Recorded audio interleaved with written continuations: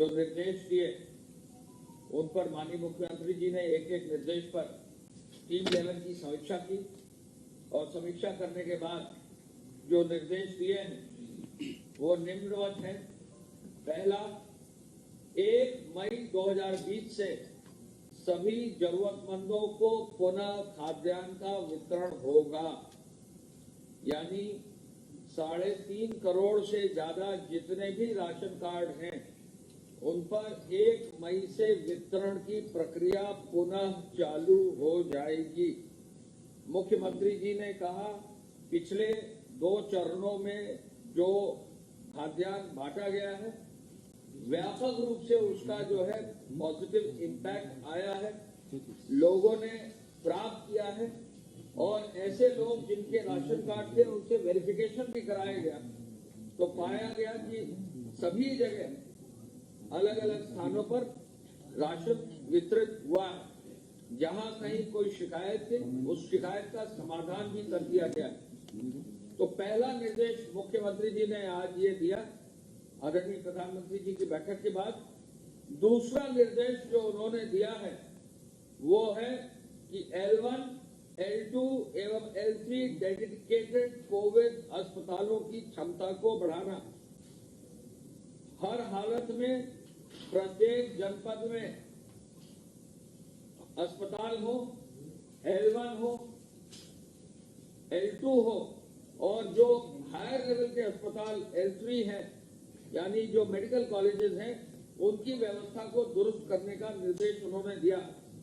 कल शाम को भी उन्होंने 6:30 बजे स्वास्थ्य सचिव और माननीय स्वास्थ्य मंत्री जी के साथ सभी अपग्रेडेशन के आदेशों को आज तक जारी करने के लिए निर्देश दिए हैं और लगातार इस पर जो है क्षमता विस्तार पर कार्रवाई हो रही है और साथ ही साथ पीपीई किट, N95 मास्क और जो भी जरूरत की सामग्री है भारत सरकार के निर्देशों के अनुरूप उन्होंने उसको जो है व्यवस्थित रूप से जिलों स्तर तक पहुंचाने का निर्देश दिया है। तीसरा जो उन्होंने आदेश दिया है वो यह है कि हर जनपद के क्वारंटाइन सेंटर जो है उनको जियो टैग तो कर ही दिया जाए। हर जनपद में कम से कम 15 से 25 हजार की क्षमता के क्वारंटाइन सेंटर बना दिए जाए। फिर से नोट कर लीजिए, हर जनपद में 15 से 25 हजार लोगों के लिए क्वारंटाइन सेंटर, यानी लगभग 10 से 15 लाख से अधिक लोगों को क्वारंटाइन सेंटर में रखने की क्षमता बनाने का निर्देश उन्होंने दिया है। ये बहुत ही महत्वपूर्ण निर्देश है और इसी क्रम में मैं बताना चाहूंगा कि कल और परसों हरियाणा से हमारी बसें आई थी और हरियाणा से परसों सीधे जनपद स्तर पर बसें गई थी और कल जो बसें हमारी आई हैं वो बॉर्डर के 5 स्थानों पर आई हैं। सहारनपुर के बॉर्डर पर 74 बस आई, शामली के बॉर्डर पर 55 बस आए, बागपत के बॉर्डर पर 47 बसें आई, मथुरा के बॉर्डर पर 63 बसें आई, बुलंदशहर के बॉर्डर पर 89 बसें आई। 328 बसें कल आई हैं और कल 9,992 लोग जो है आए हैं हमारे प्रदेश में और 9,992 ये सब श्रमिक है जो क्वारंटाइन में थे जिनका मेडिकल टेस्ट हो गया। कतिपय जगह पर ये इनपुट जो है क्लैरिफाई कर दिया गया, एक एक श्रमिक का मेडिकल टेस्ट है, इसमें कहीं भी कोई शक नहीं है। कुछ सेक्शंस ऑफ मीडिया में ऐसा कुछ खबर चली थी वो गलत है, मथुरा से जो खबर चली थी वो गलत है और ऐसे में इन सभी लोगों को जनपद स्तर पर भेजने के लिए 349 बसों को यूपीएसआरटीसी की बसों से इनको भेजा गया है। 349, सहारनपुर से 76, शामली से 61, बागपत से 49, मथुरा से 70, बुलंदशहर से 93, 349 बसेस को जो है हमने जो है वहां जनपद स्तर पर भेजा कल शाम तक, रात तक और अब सभी बसें अपने स्थानों तक पहुंच गई हैं। सारे श्रमिक जिले स्तर पर क्वारंटाइन सेंटर में पहुंच गए हैं अपने गृह जनपद में। ये बहुत बड़ा अचीवमेंट है। ये दूसरा ऐसा महत्वपूर्ण कदम है।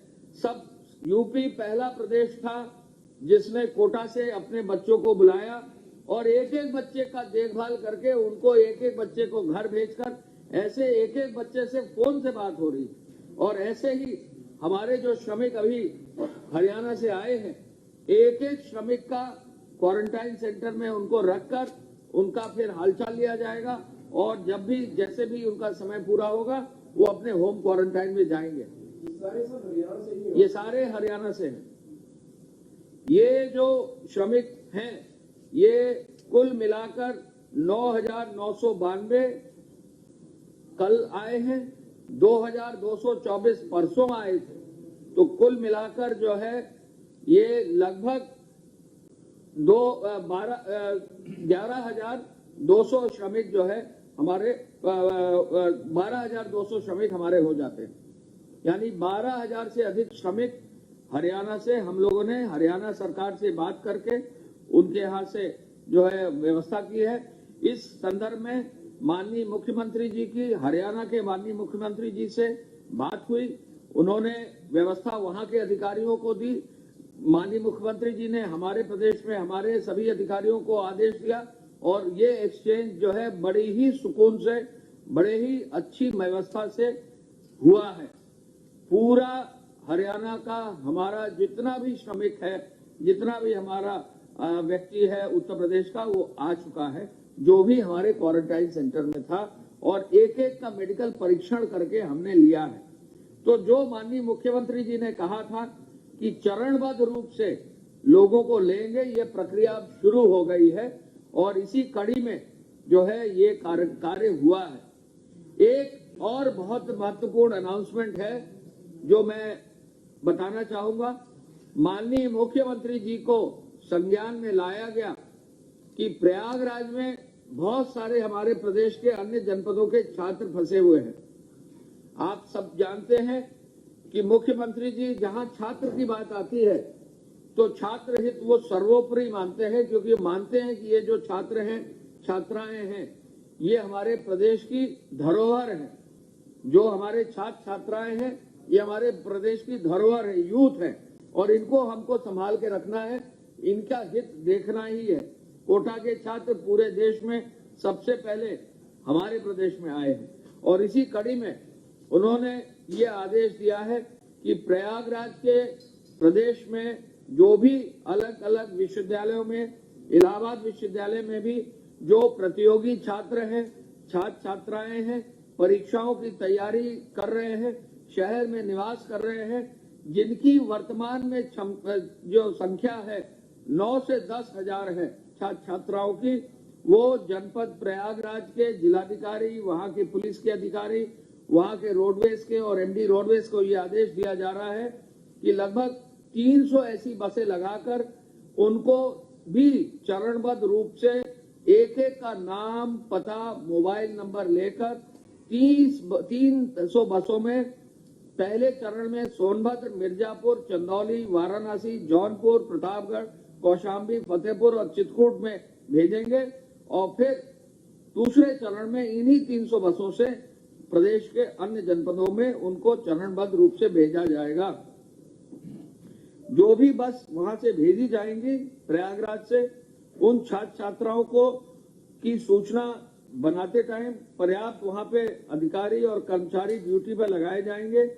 छात्र छात्राओं की सुरक्षा के लिए प्रत्येक बस में पुलिस आरक्षी गंतव्य स्थान तक ले जाएंगे। बसों की व्यवस्था छात्र छात्राओं के लिए अलग से होगी और ये बसें प्रयागराज में 3 स्थानों से चलेंगी।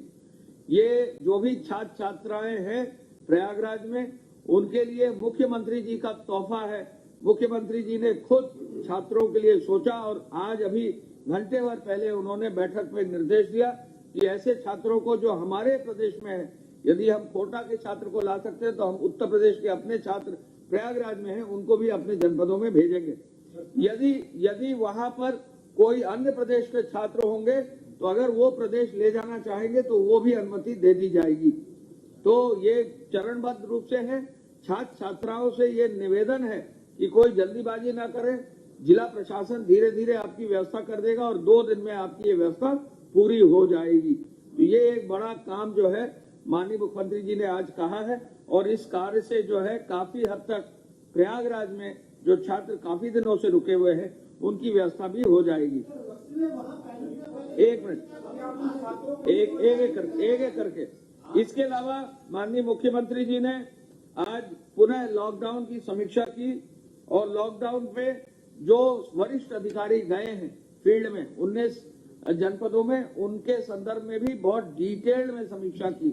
उन्होंने हर बड़े ऐसे शहरों की समीक्षा की, उन्होंने आगरा की समीक्षा की, उन्होंने गौतम बुद्ध नगर की समीक्षा की, उन्होंने गाजियाबाद की समीक्षा की, उन्होंने मेरठ की समीक्षा की, विशेष रूप से कानपुर की समीक्षा की, लखनऊ की समीक्षा की और इसके साथ साथ वाराणसी की समीक्षा की और उन्होंने एक एक शहर का एक एक विस्तृत जो है समीक्षा करके उनके जो है कार्य जो करने का है निर्देश दिया है।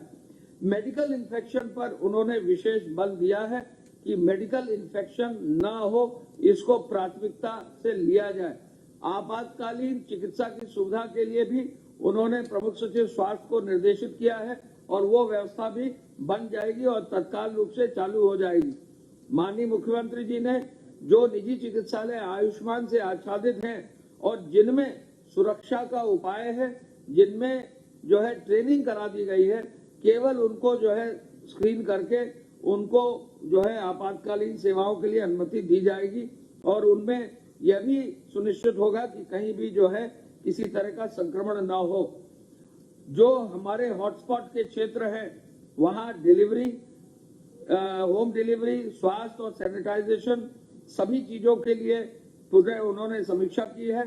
हम आपको बता सकते हैं कि हॉटस्पॉट क्षेत्र में जो संख्या है हॉटस्पॉट्स की वो तो लगभग उतनी है, लेकिन कुछ हॉटस्पॉट्स अब कम हो गए क्योंकि कई प्रदेशों में, कई हमारे जनपदों में जो हॉटस्पॉट्स 28 दिन के हो गए थे और वहां कई नया जो है केस नहीं आया था, वो अब खत्म हो गए हैं।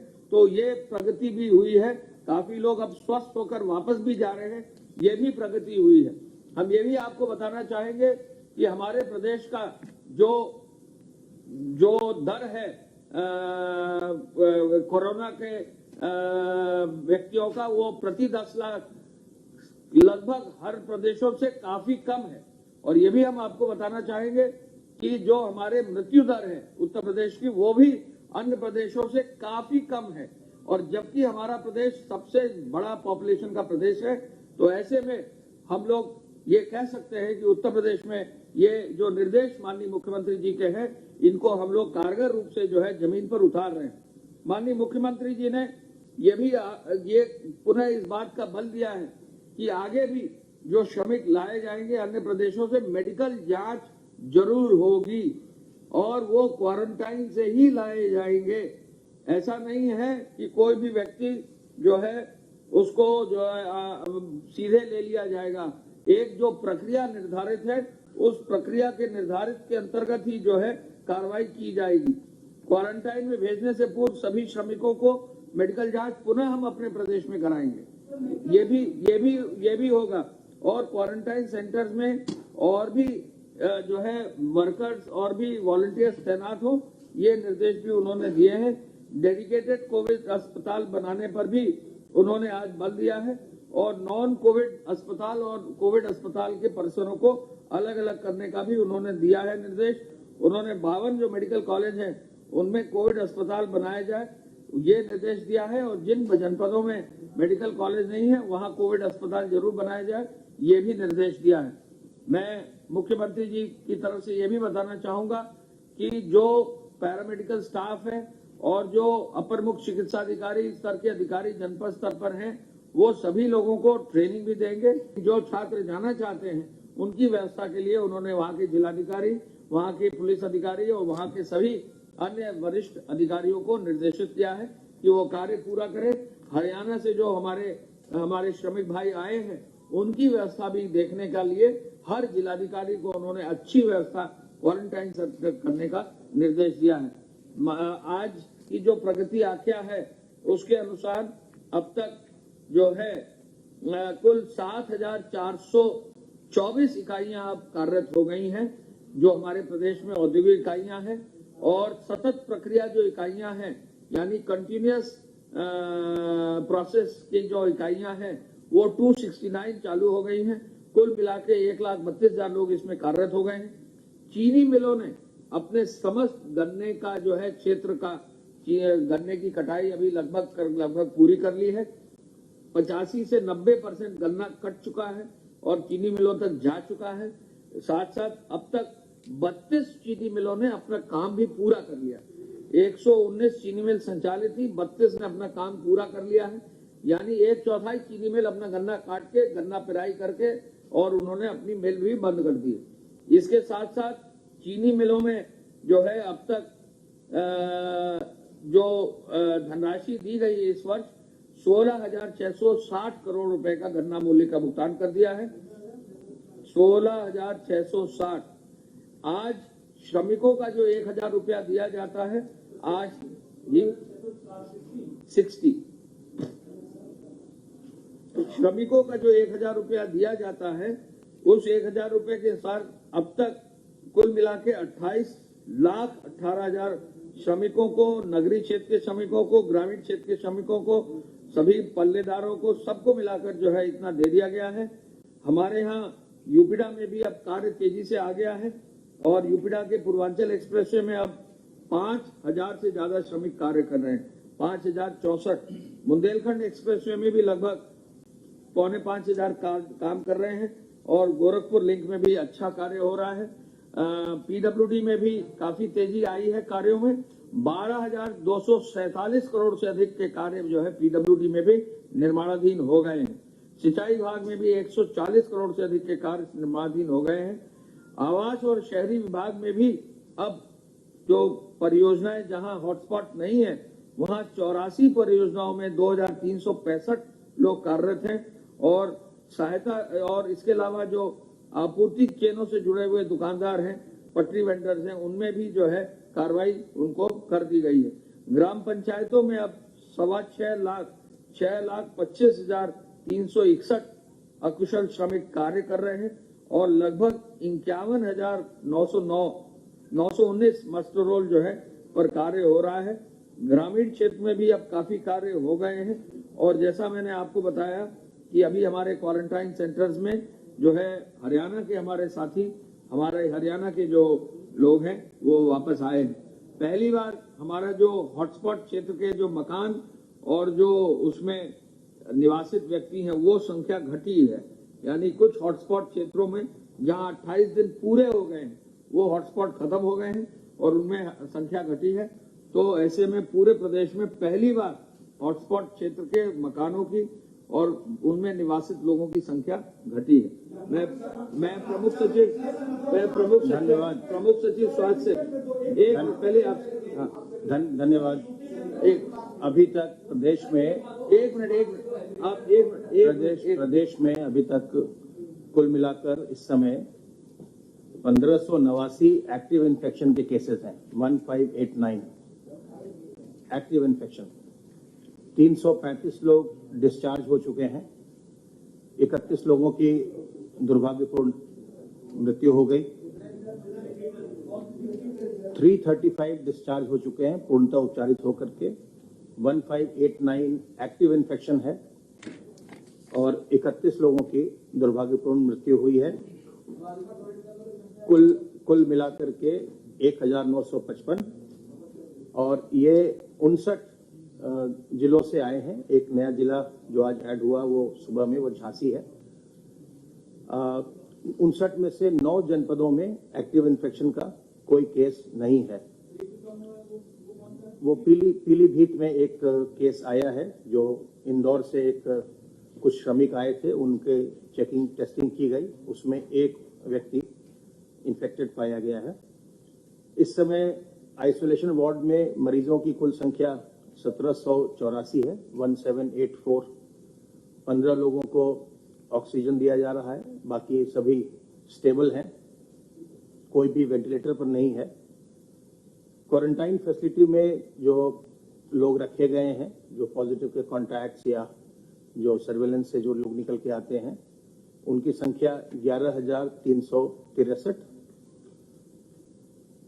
मेडिकल इन्फेक्शन के लिए एक जनपद स्तर पर समिति बनाई जा रही है, उसका आदेश जारी कर दिया गया है। आज शाम तक वो समिति बन भी जाएगी, जिसमें एडिशनल सीएमओ उसके हेड होंगे और उसमें जिला चिकित्सालय, महिला चिकित्सालय, आईएमए, WHO, यूनिसेफ के प्रतिनिधि होंगे और साथ ही उसमें पॉल्यूशन कंट्रोल बोर्ड के भी प्रतिनिधि होंगे।